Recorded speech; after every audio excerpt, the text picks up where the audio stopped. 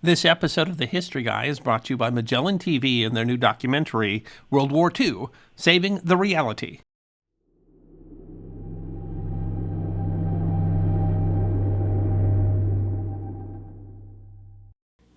It is March the 3rd, and 78 years ago today, the Battle of Manila was declared to be officially over. The retaking of Manila was quite different than it had been when the Japanese took the capital of the Philippines just 4 years earlier. And the recapture of Manila represented the reestablishment of the Philippine Republic and the fulfillment of Douglas MacArthur's promise that I shall return.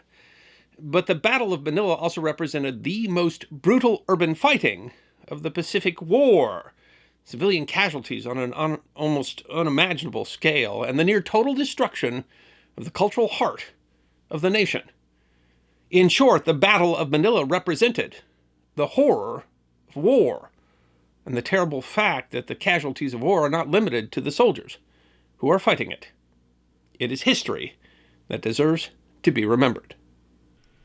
It is easy to forget that history is, by its very nature, hindsight. The horrors of the Battle of Manila are a stark reminder that we must consider how historical events were experienced by people at the time. And that is an excellent point made in the new documentary on Magellan TV called World War II, Saving the Reality. The documentary is about the International Museum of World War II, located just outside Boston. The extraordinary museum exhibits the world's largest private collection of artifacts from World War II and seeks to portray the war from the perspective of what people experienced and felt at the time. The extraordinary documentary features, along with the museum exhibits, the testimonies of people's experiences during the war, from soldiers to civilians.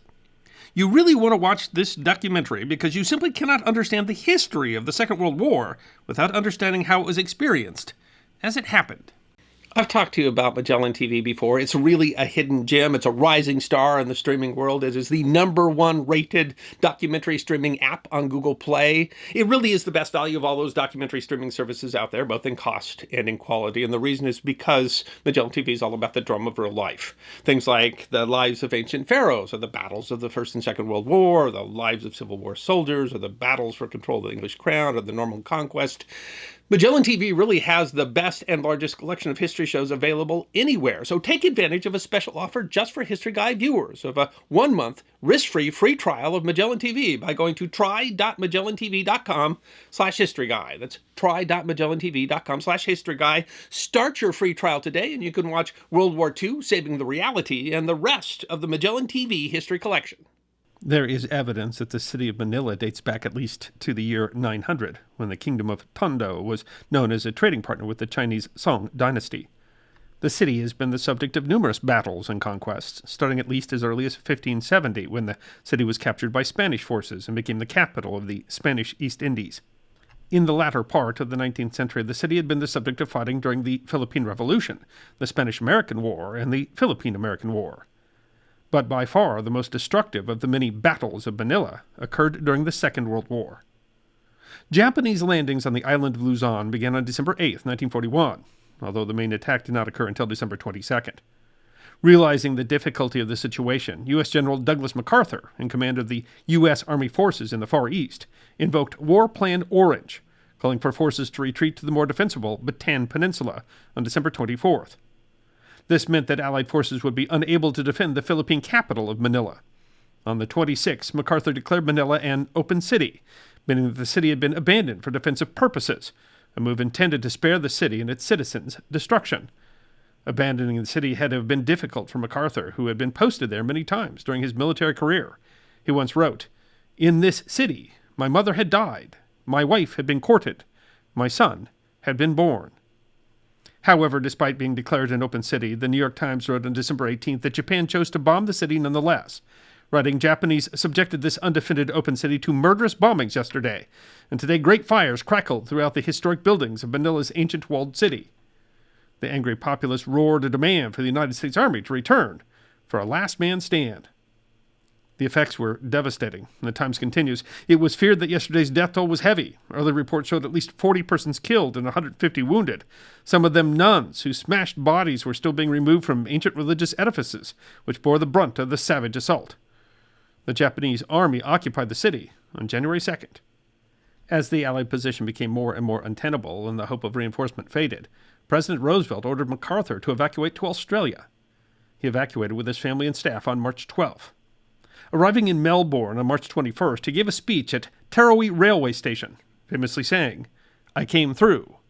I shall return." The Japanese occupation was harsh, Military History magazine wrote in January 2020.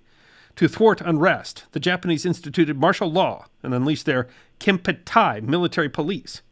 According to witnesses, they arrested, maimed, and murdered Filipinos by the tens of thousands, whipping them, starving them, setting fire to the hair in their armpits, pulling out their fingernails, giving them showers of boiling water, abusing and killing their children in front of them, and chaining them to slabs of iron in the burning midday sun so that they slowly fried to death. Women were particular targets. Many were kidnapped and used as comfort women, repeatedly raped by the occupiers. Military History magazine continues, women suffered particularly in a too typical tragedy when two soldiers grabbed 14-year-old Maria Rose Luna Hinson. She screamed to a passing Japanese officer, only to have him rape her before passing her back to the others. Thousands more women underwent similar cruelty. Each Japanese company-sized unit kept about 10 such comfort women, raping each 5 to 10 times a day. Despite the harsh occupation, the people of the Philippines continued a stout, although little appreciated resistance throughout the occupation. Military History magazine writes, infuriated by these abuses and inspired by MacArthur's promise to return, Filipinos took up arms. Between the surrender of Corregidor in May 1942 and General Douglas MacArthur's return in October 1944, the people of the Philippines waged a remarkable yet underappreciated war. The magazine estimates that during the occupation, Philippine resistance forces inflicted between 13,500 and 67,463 casualties on the Japanese forces. Allied efforts to retake the Philippines required the reconquest of numerous islands and bases captured by the Japanese in 1941 and 42. Allied forces took time to recover and build strength, competing with operations in Europe, which generally took priority over the Pacific campaign. But slowly Allied forces defeated or bypassed Japanese garrisons throughout the Pacific in the island-hopping campaign, as well as winning significant victories and degrading the capabilities of the Imperial Japanese Navy. The Allied campaign to retake the Philippines, codenamed Operation Musketeer, began with the invasion of the Japanese island of Leyte, October 20th. Landings on the main island of Luzon began on January 9th, and the U.S. Sixth Army immediately began to advance upon Manila. In his 2018 book, Rampage, MacArthur, Yamashita, and the Battle of Manila, author James Scott writes, in less than 24 hours, the first of more than 200,000 soldiers would slog ashore on the beaches of Lingayen Gulf, making the 110-mile race south to liberate the capital. In advance of the landings, Navy carrier pilots had blasted Japanese airfields in Okinawa and Formosa to block any reinforcement of the Philippines before pounding the enemy's air bases scattered across Luzon. Facing MacArthur was 59-year-old General Tomoyuki Yamashita. Yamashita had commanded Japanese forces during the rapid advance through Southeast Asia in the first years of the war, earning the sobriquet, the Tiger of Malaya, although Scott notes that, owing to his homely appearance, Filipinos used another sobriquet, Old Potato Face. Yamashita commanded a total force of more than 260,000 Japanese troops to defend the Philippines, but his troops were largely exhausted and critically short of many supplies. The near-total loss of the 60,000-man garrison that had defended the island of Leyte had significantly reduced his ability to fight a decisive battle. Rather, his plan was to hold the American forces as long as possible. Scott writes that Yamashita's job was to turn the Philippines into a tar pit, to bog MacArthur down, to give Japan time to dig shelters and prepare. But Manila offered a problem. With more than 1 million inhabitants, he did not feel he could feed the population, which he feared included a significant number of resistance forces. His plan instead was to move his forces into the mountains on the north side of the island, which offered a more defensible position.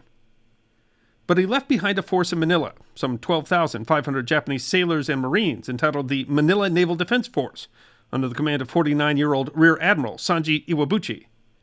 The purpose of the force was to destroy the facilities at the port and harbor, denying MacArthur the strategic value of the capital. In addition to his naval defense force, Iwabuchi had under his command some 4,500 soldiers. Scott describes the force as a motley crew of Marines and Naval Guard units, as well as hospital patients and even freshly inducted civilians. Scott writes, though Yamashita had ordered his forces to abandon the city once this work was done, Iwabuchi had no plans to leave, instructing his troops instead to fortify Manila. His reasoning for ignoring his orders isn't exactly clear. Although he had been assigned under Yamashita, he may not have felt bound by his commands, as he was a naval officer. Unlike MacArthur, Yamashita had not declared Manila an open city, thus giving no obligation to abandon its defense. Scott suggests that it might have to do with Iwabuchi's history. He'd been captain of the battleship Kirishima, which had been sunk in the naval battle of Guadalcanal. Iwabuchi had committed an act generally considered disgraceful in the Imperial Japanese Navy. He had survived the sinking of a ship under his command. Scott writes, "Only through Japan's worsening fortunes and the death of so many more capable officers had Iwabuchi been given a second chance. Just as MacArthur saw Manila as his redemption, so did Iwabuchi. This time, however, he had no intention of abandoning his ship." In an address to his men before the battle, Iwabuchi said, "Banzai to the Emperor. We are determined to fight to the last man." Writing in a 2019 edition of HistoryNet, Scott said, "Iwabuchi saw in Manila a chance to redeem himself by creating an urban bloodletting similar to that of Stalingrad." Despite being defended by a motley crew, Manila offered opportunities for defense, with heavy concrete buildings built to withstand earthquakes, each of which could serve as their own fortress, surrounded by wide avenues that offered no cover to attackers. And a 16th century citadel called Intramuros at the city center was surrounded by thick stone walls. Despite being a motley crew, Iwabuchi's force would prove difficult to dislodge.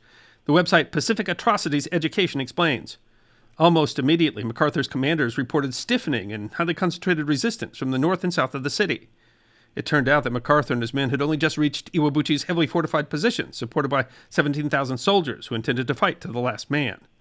Japanese Marines made the Americans fight for every inch of Manila, initiating one of the most intense urban warfare battles of the Second World War, comparable to the Battle of Berlin or Battle of Stalingrad. It was horrible enough for the city's inhabitants to be caught in the middle of such a battle, but it was actually much worse." The military website SOFREP writes, "The Japanese forces, who were surprised and overwhelmed at the Allied forces' sheer firepower, started taking out their frustration and anger on Filipino civilians. Some say that the atrocities had started even before the U.S. forces had started advancing into Manila. Command and control started to break down among Japanese units in headlong retreat, and many Japanese troops engaged in individual acts of retribution started raping, then killing, women and children. The slaughter became known as the Manila Massacre." In HistoryNet, Scott describes a scene discovered by Second Lieutenant John Hanley of the U.S. 32nd Infantry Division. Just hours after American forces had rolled into the Philippine capital, Japanese troops had rounded up more than 100 suspected guerrillas and their families and herded them into this field less than 3 miles from the presidential palace. The troops then proceeded to behead the men, one after the other, in an assembly line of horror. Women and children, including infants, were bayoneted. Hanley and his men, who counted 115 dead, some of whom were stacked in piles, observed that the blood was so copious it had created streams in the dirt. As the battle raged, discipline broke down and the violence became even more extreme. Pacific Atrocities Education writes, "Once Rear Admiral Sanji Iwabuchi had decided to defend Manila, the atrocities began. And the longer the battle raged, the more the Japanese command structure deteriorated, until the uniforms of Nipponese sailors and Marines were saturated with Filipino blood. Buildings were deliberately set on fire, with people still inside. These buildings often bore no military significance, buildings such as apartments or shelters. This was not a scorched earth tactic, but rather taking out one's frustrations on innocents. Japanese Marines would lob grenades into shelters and ditches, finishing any survivors with rifle shots and stabs from bayonets. On February 7th, a psychiatric hospital was stormed and 35 of its staff abducted. They were later killed with bayonets, pushed into the ocean off a cliff. People trying to escape the carnage in the city were mowed down by Japanese machine guns, and Filipinos were tricked into hiding as a large group in buildings, only to be burnt alive or killed by explosives." Scott writes in HistoryNet, "For 29 days, as American troops battled through the Philippine capital, Japanese soldiers and Marines systematically slaughtered tens of thousands of civilians in what investigators later described as an orgy of mass murder." He writes that the Japanese did not discriminate. They slaughtered Russians, Spaniards, Germans, and Indians. Troops killed men and women, the old and the young, the strong and the infirm. The butchered victims included 2 Philippine Supreme Court justices, the family of a Philippine senator, and scores of priests.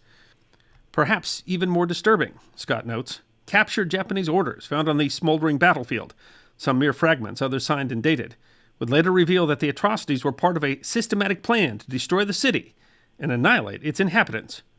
Among the places where helpless civilians were murdered was even the Red Cross headquarters. This is not an easy topic to talk about. Frankly, if I even began to detail some of the documented atrocities that occurred during the Manila Massacre, this video would be so disturbing that YouTube would demonetize it. But it is important. In 2018, the South China Morning Post noted that unlike the rape of Nanking, the appalling atrocities that were perpetrated upon civilians by the Japanese defenders of Manila have gone largely forgotten. This is exactly what is meant by history that deserves to be remembered. And these massacres, widespread, deliberate yet indiscriminate, were not the only horrors of the battle. The urban warfare was deadly, and the Americans turned to overwhelming firepower. Scott writes, MacArthur initially refused to allow planes to bomb the city for fear of killing civilians, but he relented and permitted artillery after troops suffered heavy losses crossing the river. From then on, General Beitlerich said, we really went to town. What buildings the Japanese defenders did not destroy, the American artillery did. Civilians were caught in the middle. The website of the United States World War II Museum notes, the U.S. war correspondent and author John Dos Passos wrote, it was like a bowling alley over our heads, guns shooting from one side, then from the other. More than one Filipino after the battle blamed the Americans for destroying their city with artillery. Facing defeat, Iwabuchi and his staff committed suicide the morning of February 24th. The battle was officially declared over when troops of the U.S. 148th Infantry Regiment overcame the last Japanese resistance and captured the Finance Building on March 3rd. American casualties amounted to about 1,000 killed and 5,000 wounded. Japanese casualties were around 16,000 killed. Sofref notes that there were very few prisoners taken among the Japanese troops. Estimates of civilian casualties range between 100,000 and 500,000. Another casualty was the ancient city of Manila.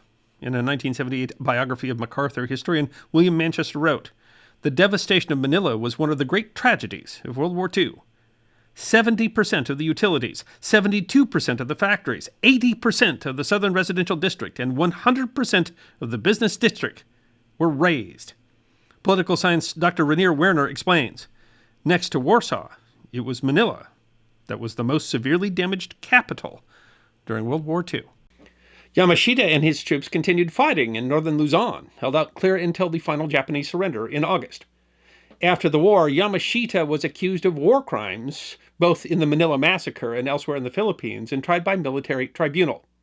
In his defense, he argued that he didn't order any such activities and that he was unaware that they occurred, but the prosecution argued that he had a command responsibility to prevent such crimes. He was convicted by the military tribunal. Appeals to both the Supreme Court of the Philippines and to the Supreme Court of the United States were both refused. President Harry Truman refused to offer him clemency. His conviction is still controversial today. He was executed by hanging on February 23rd, 1946. The standard in international law called command responsibility, wherein a superior officer is responsible for crimes against humanity committed by his subordinates, is called the Yamashita Standard.